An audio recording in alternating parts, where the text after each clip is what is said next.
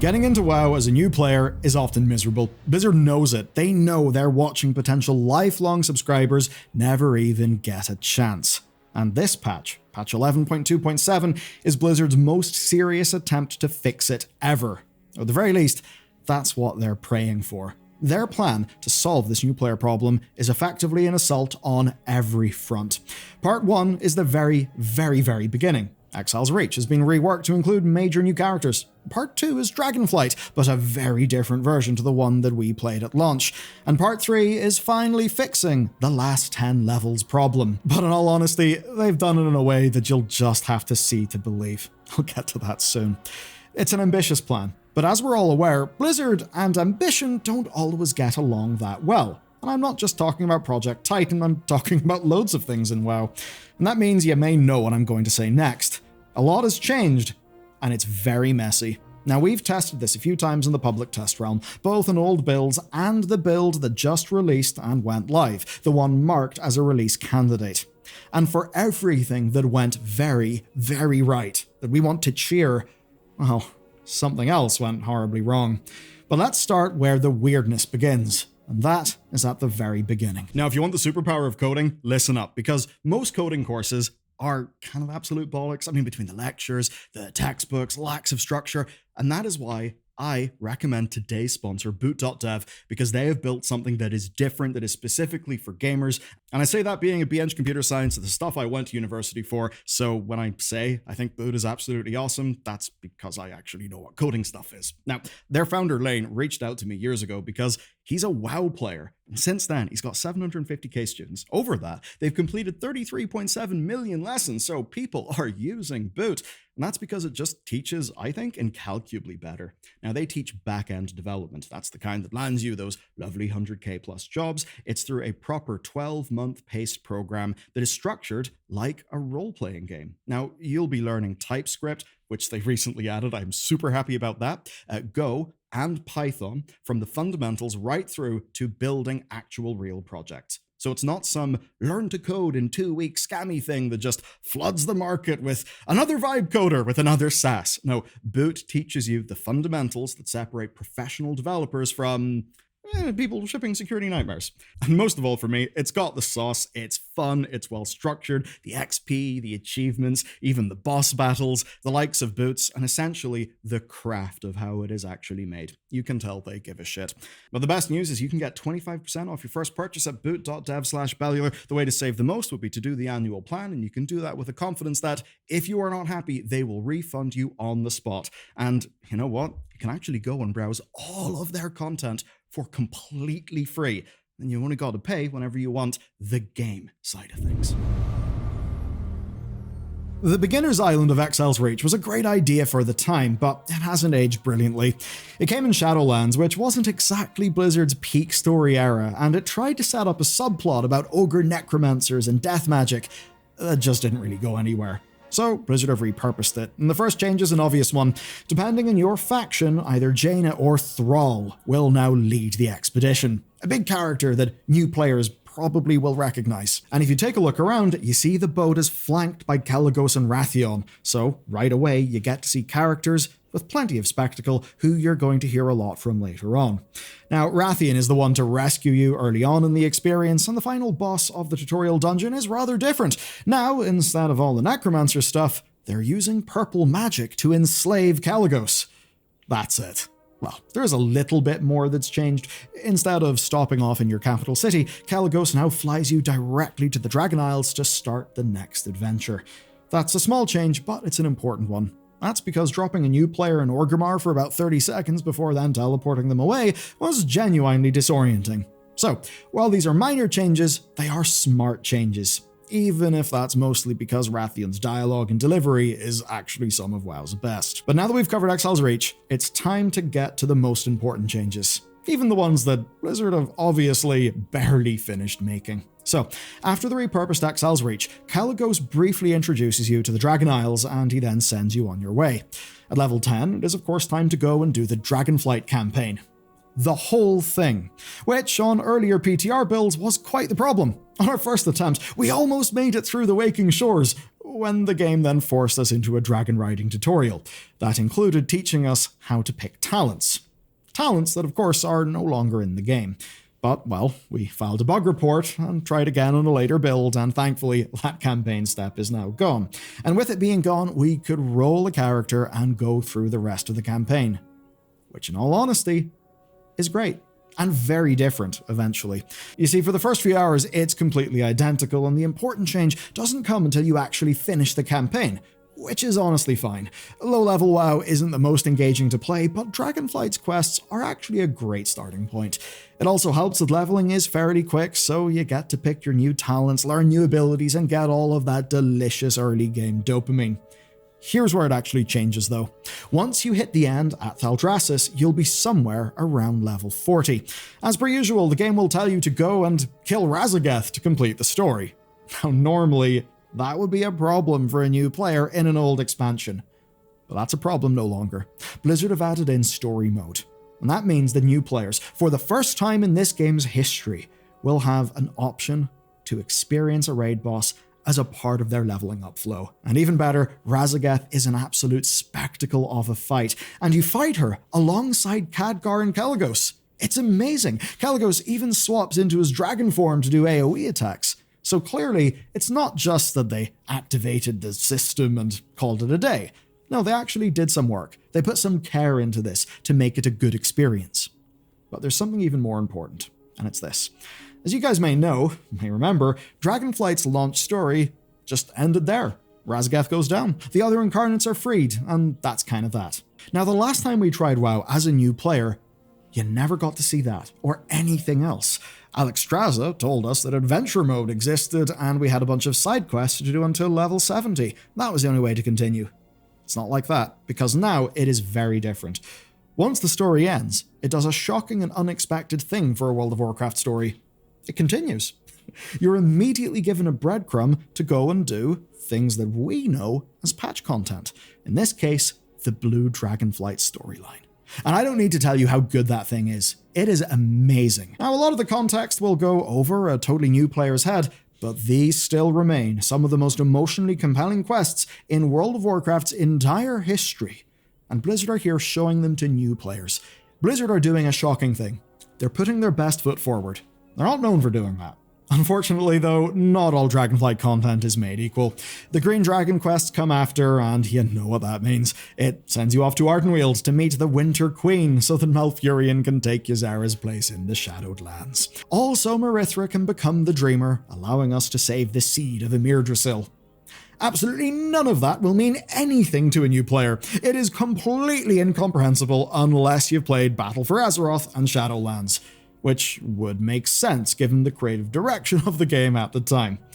Thankfully, the next bit is sort of a step up. I know many of us hate the whole Niffin thing, but Abyssian, Sibelian, and Rathian's family drama did make Zaralek Cavern at least a bit of fun. Playing through it while leveling was fantastic, and with the added juice of those quests actually giving you XP and progression, it felt fantastic to do while leveling. With the exception for that little bit where the intro scenario had completely broken terrain and the screen bugged out. And the other bit that followed at the end where we weren't allowed into Sarkareth story mode. Maybe because we'd already made it to level 72 after just 11 hours. Though, to be fair, we had Warband XP, and of course it was during the anniversary, so maybe new players won't have that problem and will be able to finish the entire campaign, including Sarkareth and, of course, the legendary villain, Farak the Ever-Blazing. Not to pull my tongue out of my cheek, what works is you do get the entire story of the expansion from beginning to end. You actually get the spectacle as well. You can level up and see big, cool, larger-than-life World of Warcraft boss fights. Which, look, say what you will about the story, I would certainly say Razageth and Sarkareth were visually stunning fights. And that is something that we've basically never been able to do before. Though I should say, it's almost everything. I say that because Forbidden Reach and the Infinite Dragon story are not included in this, so you don't actually end up knowing much about the Drakthir or the Darkheart, which, given how important the Darkheart is a little bit odd. That's not the only problem. This is only part 2 of Blizzard's 3-part plan, and I've saved the best for last, though by best I certainly don't mean good. Now, before I get to part 3, there is something worth mentioning here. If you remember this video, if you remember the story of Milk Genius, leveling did not go so well, and that was because the scaling curve made his life a living hell once he hit level 60. The good news is that now having more campaign quests basically fixes a bunch of the gearing issues for new players. You're continually getting new gear, and that did ensure that the whole Dragonflight leveling experience was buttery smooth. Almost the entire time, that is. And by that, I mean that almost the entire time, 2 wildfire bombs was enough to kill or almost kill enemies. Nothing proved too challenging for our survival hunter. But now we get to see what happens with part 3 of Blizzard's plan, because that's where things get real weird. So once you move on from Dragonflight, the whole struggle starts all over again. You see, in Zalarek, scaling was fine and killing enemies only took a few seconds, even when they started to scale above level 70, which is where we ran into problems last time. So that's good news. But in Dalaran, doing the new recap campaign, the spiders did end up being absolute nightmares. Their scaling seemed a bit funky. Thankfully though, being level 72 seems to have helped a little bit because we were actually able to finish the scenario alone, unlike last time. Now, this is likely only a temporary issue because Midnight will have a stat squish, but Blizzard really needs to be careful with this insane gear scaling jump. It's frustrating, but as we progress, things get weirder still. So, the new thing. Blizzard have just replaced the War Within for leveling. Now, instead of doing the actual campaign from level 70 to 80, you do this new thing called the recap. It's quite obviously Blizzard's lore-walking system, but repurposed with a different name and a different narrator. Blizzard calls it a recap, but I would call it something else. Cliff Notes. Perhaps even Cliff Notes of Cliff Notes. So let me explain. In the War Within's launch campaign, there are 33 mandatory quests on the Isle of Dorne. In recap, there are only 13. The entire intro to Dornegal is gone, as is defending the theater, which does mean you miss Illyria losing her temper, which would be a fairly important thing given her character. Basically, everything except the bare minimum of Belgrim's story has been cut. Going down into the Ringing Deeps, the full campaign has 38 quests. In recap, it has 6. Not 6 stages to the campaign. 6 quests. You skip over the kobolds and even things that seem important to the plot, like fighting off the Speaker's forces. You basically get teleported to one fight and then go straight to the final scenario. Unfortunately, Hallowfall, their strongest zone, is much the same. You meet Faerun, you watch Beledar go dark, and then you literally teleport straight to the end. Not even the cave sequence, which is fairly high octane, and that means you miss Anduin's big character moment, relighting the tower. And it's much the same for every part of the story. Everything that is not immediately related to Xal'atath or the Darkheart is gone. And within a grand total of 57 quests, about a zone and a half worth, you rocket through the leveling campaign, the max level campaign, 11.1 story, and 11.2 story. It makes for a thoroughly bizarre and disjointed experience. In a way, it serves as a quick refresher, but it leaves out key character moments in order to accomplish that. And that means it may be actively misleading. Now, Blizzard have tried to get around this, but they've done so in the strangest way, where they've replaced actually doing those things and seeing those big character moments with narrated lines from a narrator. And in doing that, they bring the entirety of the expansion down to about 90 minutes. It sounds rough, but also clearly intended because it does have some surprising benefits. You may start wondering, how does this replace leveling if it's so fast? The answer is easy. The quests give an utterly insane amount of XP. I think Blizzard finally understands something here. The last 10 levels have kind of always been a problem. When the expansion is new, it obviously makes complete sense. At the end of one, though, well, sure, people can relax and play a few alts. But get this, so far in the video, we've touched on a few weird, wacky things. We haven't even got to the really weird and wacky thing, which I'm going to go and do now. So, let's get into Blizzard being a bit sneaky and a bit weird. Of course, we all know that Blizzard don't plan very far ahead with their stories. It even seems in the World Soul Saga that they're kind of laying the new track in front of the train as the train is going at speed. As an example in recap, they've added a line to the Azj-Kahet scenario. This truly boggled my mind. Now, this is the scenario where Illyria shoots Xal'atath and causes a bit of a scene. They gave her new dialogue. So now, whenever Anduin says Dalaran wasn't Illyria's fault, this is what Illyria says back. You blame yourself? Illyria, that wasn't your fault. I could have stopped it all if I had given in to the void as I am fated to. That's a new voice line, and I'm not joking here. Blizzard have retroactively foreshadowed Illyria's future character arc.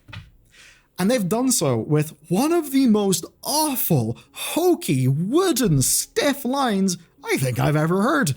It is honestly insane. Now, as far as we can tell, this is the only change that Recap made. The rest is intact. But it raises a question. Who is Recap for? On paper, it's for new players to get the War Within done quickly. They will get from level 70 to level 80 in a flash and be ready for midnight. But I think there's also a much better candidate. Lapsed players who want a refresher, because you can take an alt through it for a shitload of XP in near zero time, and technically you will remember all the core points of a story that you've already done. It basically will serve as a 90-minute leveling burst to give you loads of context clues and reminders for a story you've already played. So now that we're all on the same page, let me ask you this. Why did Blizzard do it this way? I mean, if the World Soul Saga is the big thing they want to do, why not have you properly level through the War Within? Why still keep Dragonflight? It's a little bit weird.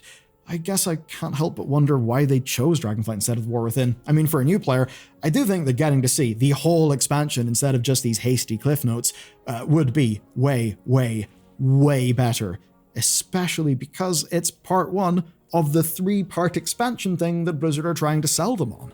So this thing with War Within Recap is just utterly baffling, and I do think it's not done as well as it really should have been. I think that doing the recap in 4 hours would still be blazingly fast. It would still cover all the content they would need to, but I think it would have done that in a way where people would actually understand the story. Blizzard, with this one, I think have really missed a trick. You know the way sometimes, if it's really well edited, a long movie can feel shorter than a technically lower runtime movie that's just poorly edited, poorly written? I think this is one of those situations. I think they've tried to be so brief that they've actually compromised how good the thing is. And in doing so, I think they've made it so that Bits of Midnight just won't hit as hard for a new player. That's unfortunate. But I will say that outside of a few progression-breaking bugs, overall, these updates are actually great. And mostly because of the future that they promise. Leveling through all of Dragonflight, including its patches, was an amazing experience. Actually getting a whole expansion story presented in a linear, guiding way was a complete game changer. This is the thing that people praised about Final Fantasy XIV with its MSQ, and now we actually have that for World of Warcraft. And if Blizzard were able to properly offer this for every expansion, it would turn World of Warcraft into a game you could wholeheartedly recommend to everyone, maybe even for just the high fantasy role-playing game stories alone. One last thing though, but I bring it up because it's mostly funny. New players technically don't have to do any of this, because whenever you land in Exile's Reach, you can just click the player housing button and never go outside again, unless you need more decorations. So here's your fair warning. Get ready for legions of tutorial skippers showing up in Stormwind with no idea what to do. Now, if you want to get stuck into all the new content in this patch and avoid answering all those new player questions, then I've got good news. This video next will cover everything else that you can do in this patch.